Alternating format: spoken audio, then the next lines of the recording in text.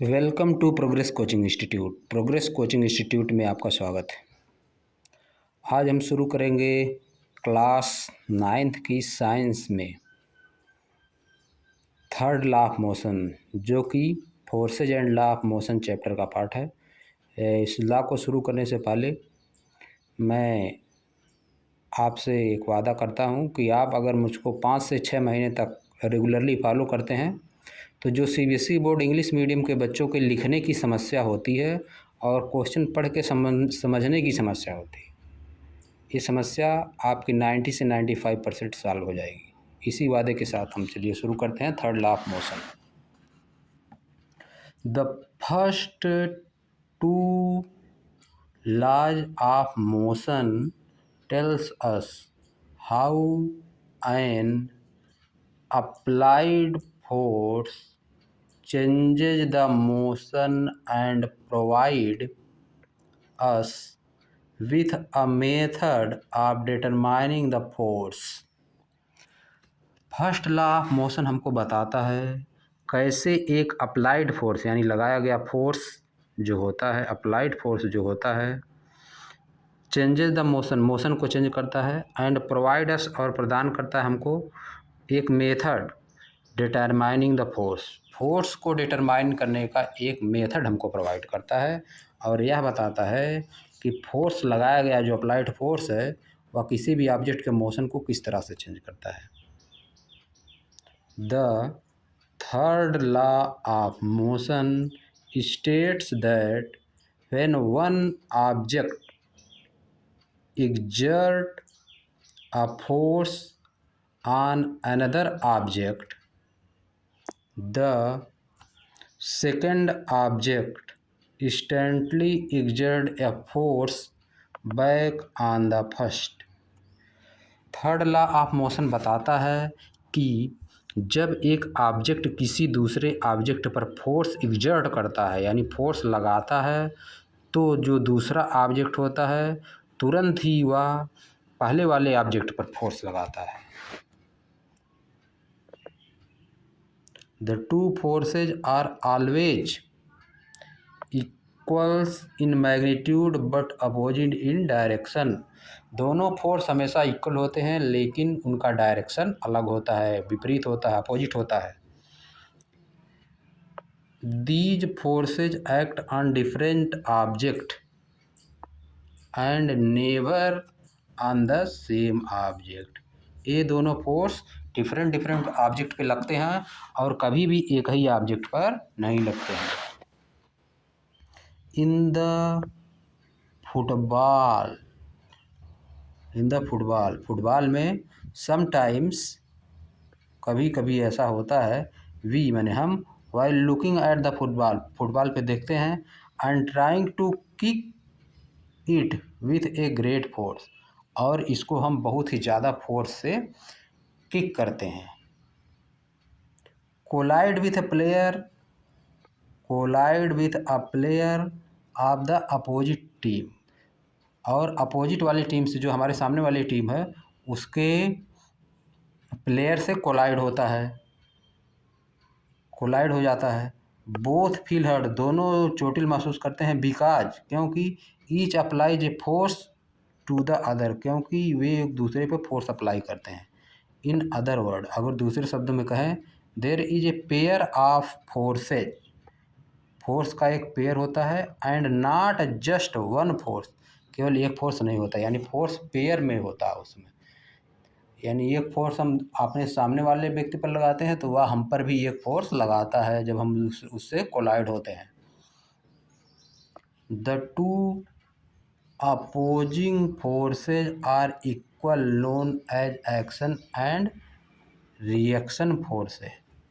जो दोनों फोर्स लगाए जाते हैं, अपोज करते हैं एक दूसरे को, वो दोनों इक्वल होते हैं और इनको क्या कहते हैं, known as action and reaction. एक को एक्शन फोर्स कहेंगे और दूसरे को रिएक्शन फोर्स। हम दूसरे पे जो लगाएंगे फोर्स वो एक्शन रहेगा और हमारे लगाने के बाद वह ऑब्जेक्ट जो हम पर फोर्स लगाएगा वह क्या रहेगा, रिएक्शन रहेगा।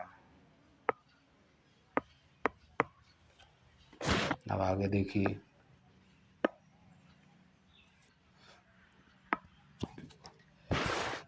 Late us consider two spring balances connected together as shown in figure 8.10.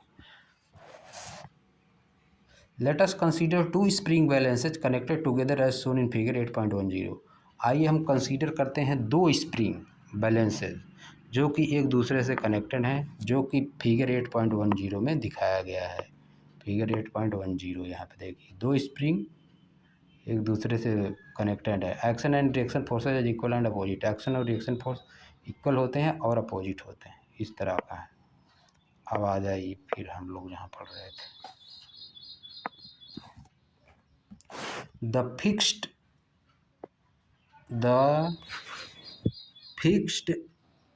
end of balances be attached with a rigid support like a wall.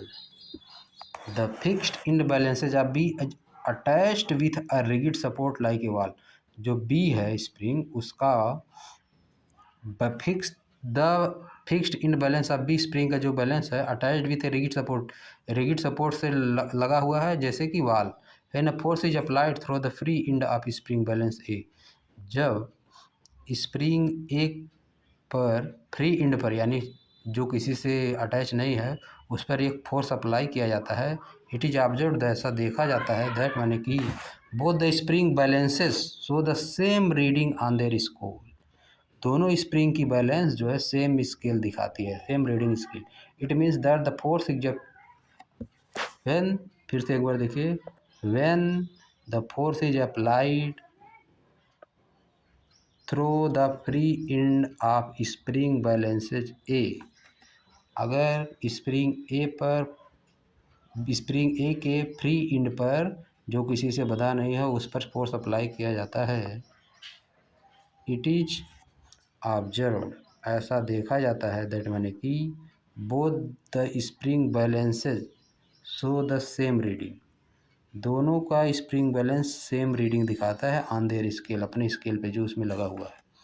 It means, इसका मतलब, दैट माने कि the forces exerted by spring balances A on balance B is equal but opposite in the direction.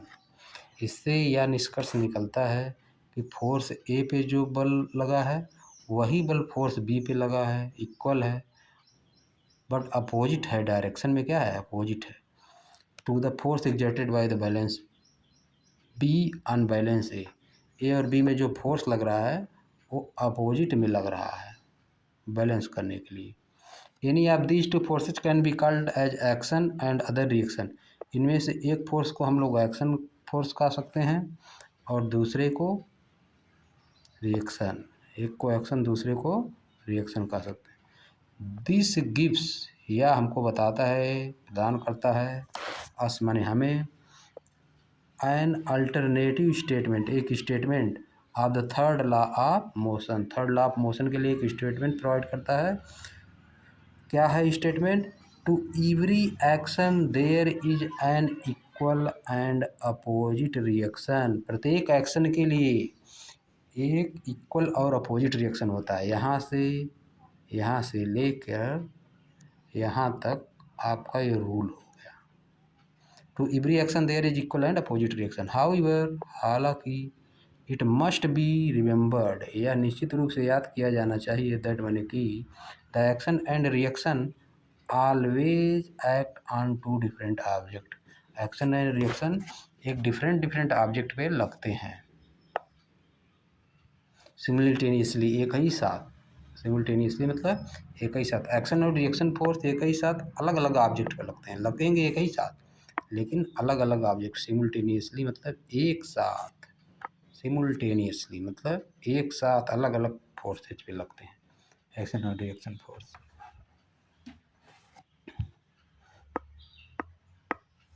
अब आ जाइए next,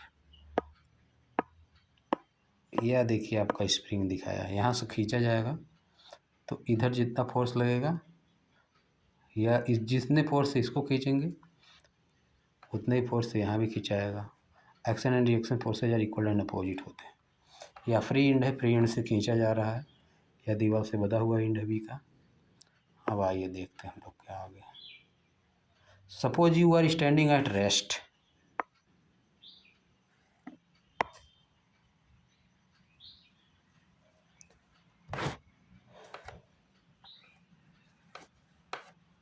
suppose you are standing at rest. ऐसा suppose कीजिए कि आप रेस्ट की कंडीशन में खड़े हैं and intend to start walking on a road, और एक रोड पर चलना सोच रहे हैं। Suppose you are standing at rest.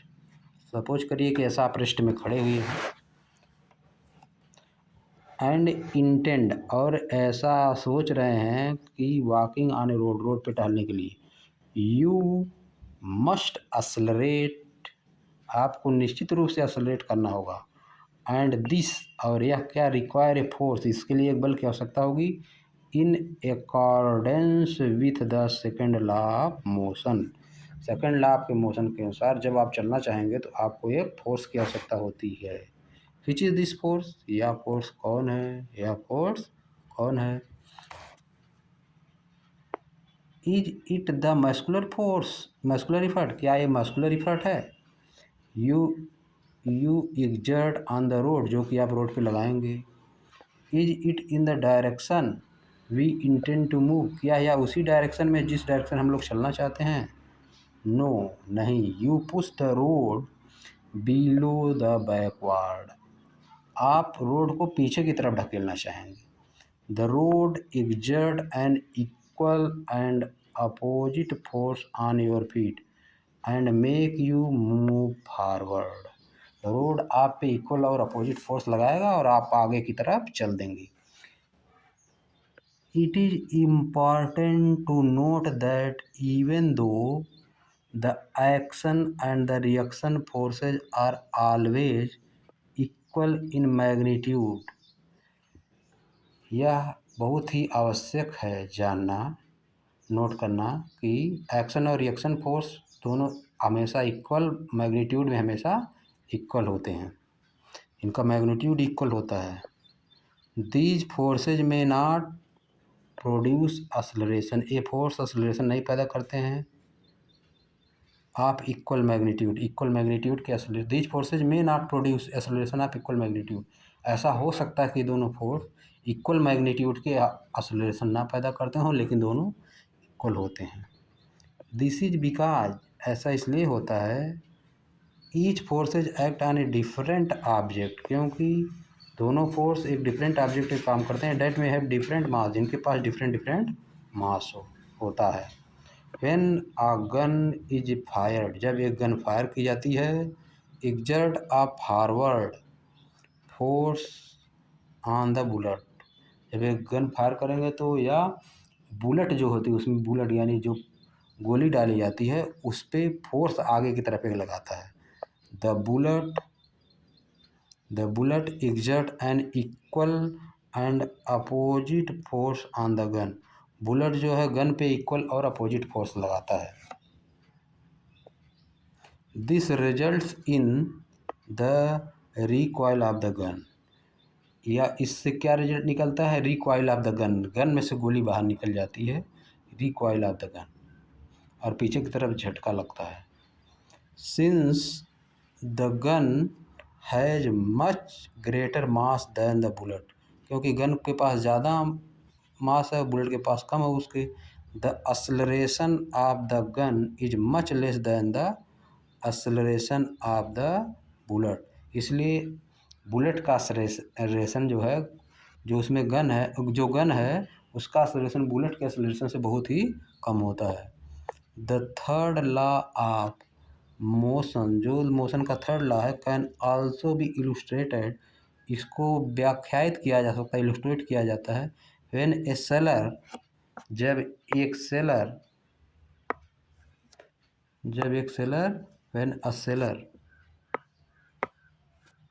Jumps out on a rowing boat, जब एक सेलर चलती हुई नाव पे कूदता है। As the sailor jump forward, चूँकि सेलर आगे की तरफ कूदता है। The force on the boat moves it backward, जो नाव होती है उसको पीछे की तरफ ढकेल देता है। आगे की तरफ कूद रहा है इसलिए उसको पीछे की तरफ ढकेल देता है।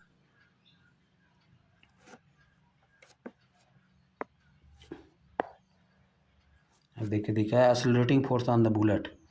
बुलेट आगे की तरफ जाएगी। Recoil force on the gun. Bullet पे जो फोर्स लगेगा ये आगे की तरफ जा रही तो इस पे पीछे की तरफ एक फोर्स लगेगा बुलेट। यहाँ देखिए देखा है forward force on the bullet and recoil of the gun. Recoil of the gun यानी गन पीछे की तरफ आएगी।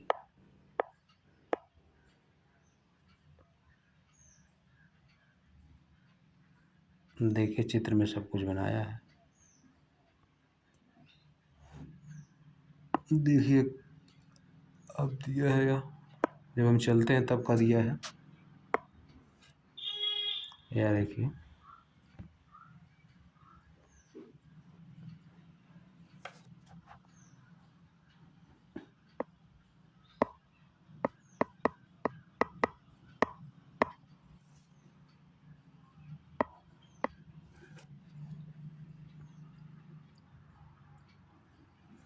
आ जाइए देखिए as the sailor jump in forward direction. As the sailor jumps in forward direction. जैसे ही सेलर आगे की डायरेक्शन में कूदता है the boat moves backward. Boat जो है पीछे की तरफ चली जाती है। बोट पे बैठा सेलर अगर आगे की तरफ कूदेगा तो बोट पीछे की तरफ जाएगी। एक्टिविटी देखिए।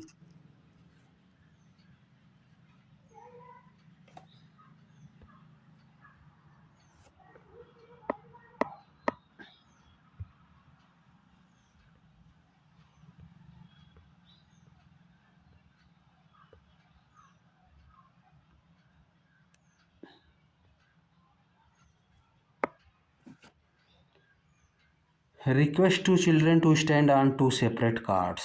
दो बच्चों से रिक्वेस्ट करिए कि सेपरेट कार्ड पे खड़े हों एज शोन इन फिगर 8.13। जैसा कि फिगर 8.13 में दिखाया गया है। यह देखिए कार्ड ये दिखाया गया है।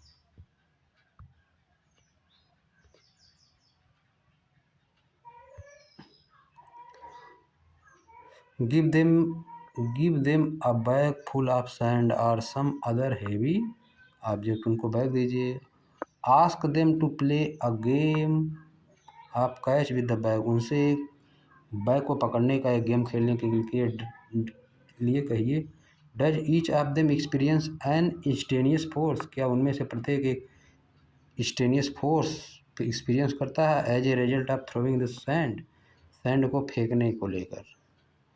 सैंड सैंड को फेंक सैंड यानी सैंड से जो बड़ा भागेगा उसको फेंकने के कारण उसमें क्या है फोर्स एक्सपीरियंस करता है। You can paint a white line on the cart wheel. आप कार्ट व्हील पर एक वाइट लाइन खींच सकते हैं to observe the motion of the two carts के मोशन को ऑब्जर्व करने के लिए। When the children throw the bag towards each other. जब बच्चे बैग एक दूसरे की तरफ फेंकते हैं आप क्या करेंगे। अब देखिए नेक्स्ट दिया है now place two children on one card. अब एक ही कार्ड पे दोनों बच्चों को रखिए and one on another card. Now place two children on one card and one on another card. अब दो बच्चों को एक कार्ड पे रखिए एक बच्चे को दूसरे कार्ड पे। The second law of motion can be seen. यहाँ पे सेकेंड लॉ ऑफ मोशन देखा जा सकता है। As this arrangement would show. यह अरेंजमेंट दिखाता है different acceleration for the same force. एक ही फोर्स के लिए डिफरेंट एक्सेलरेशन एक ही फोर्स के कारण द क्योंकि different acceleration for the same force. अब ये दोनों पे फोर्स सेम लगेगा लेकिन एक्सेलरेशन अलग अलग होगा। क्यों? क्योंकि जो कार्ड पे दो बच्चा है उसका मास ज़्यादा हो जाएगा उसमें एक्सेलरेशन कम आएगा और जिस पे एक बच्चा है उसमें एक्सेलरेशन ज़्यादा आएगा क्योंकि उसका मास कम है। The card shown in this activity can be constructed by using 12 mm and 80 mm thick plywood board of about 50 centimeter and 100 centimeter width 2 pair of hard ball bearing wheels skate wheels are good to use. देखिए ये लगा हुआ है जो बता रहा है 18 से 12 mm गुणे 18 mm का थिक लकड़ी का रहेगा बोर्ड। यह जो है बोर्ड की चौड़ाई दिया है, लंबाई दिया है, और क्या रहेगा, pair of hard ball plywood board 50 centimetre into 100 centimetre लंबाई चौड़ाई रहेगी उसका, लेंथ और विड्थ रहेगा। Skate boards are not as effective as, इस पर स्केट बोर्ड उतना इफेक्टिव नहीं होता है बिकॉज क्योंकि it is difficult to maintain straight line motion, क्योंकि इसमें स्ट्रेट लाइन मोशन बनाना आसान नहीं होता है, यानी कठिन होता है।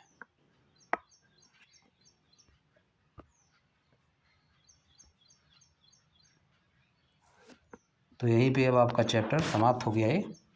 अब हम लोग क्वेश्चन आंसर इसका करेंगे, एक्सरसाइज।